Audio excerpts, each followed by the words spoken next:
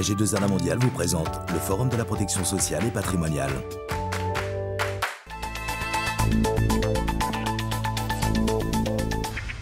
Quels sont les challenges de la création d'une entreprise?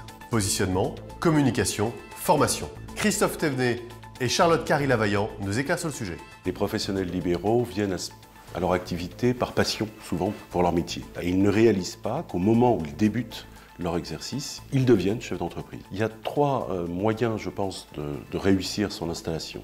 D'abord, c'est de savoir ce qu'on veut faire. La deuxième chose, je pense, c'est de prévoir dès le départ ce que l'on veut être dans 5 ans. Et puis la troisième, je pense, règle, c'est de penser que rien n'est immuable. Ça veut dire entretenir un dialogue entre les associés et être capable de très régulièrement renouveler le pacte social, c'est-à-dire le projet commun qui doit les animer en permanence avec une vision à moyen terme. Et il faut donc arriver à avoir une démarche entrepreneuriale, une démarche de conquête, une démarche de développement raisonnée, organisée, tout en se souvenant qu'un professionnel libéral, c'est aussi une profession réglementée, avec des limites et avec une image, une notion de dignité, de loyauté dans ses rapports avec ses clients et avec ses confrères qu'il convient de préserver. Quand on est professionnel libéral, on a aussi un vrai projet d'entreprise à construire. Et la première étape de ce projet d'entreprise, c'est le positionnement stratégique. Dans le lancement du cabinet, une fois que le positionnement est établi, que le discours très important est créé, partagé par tous, on a aujourd'hui la possibilité de communiquer sur les réseaux sociaux et sur Internet. Et ça, c'est très important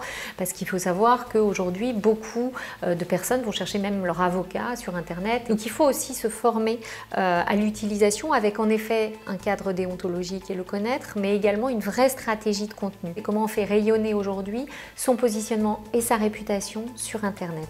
Dès la semaine prochaine, nous retrouverons Jean-François Yerle et Sophie Jamin qui aborderont les nouvelles obligations issues de la loi de sécurisation de l'emploi.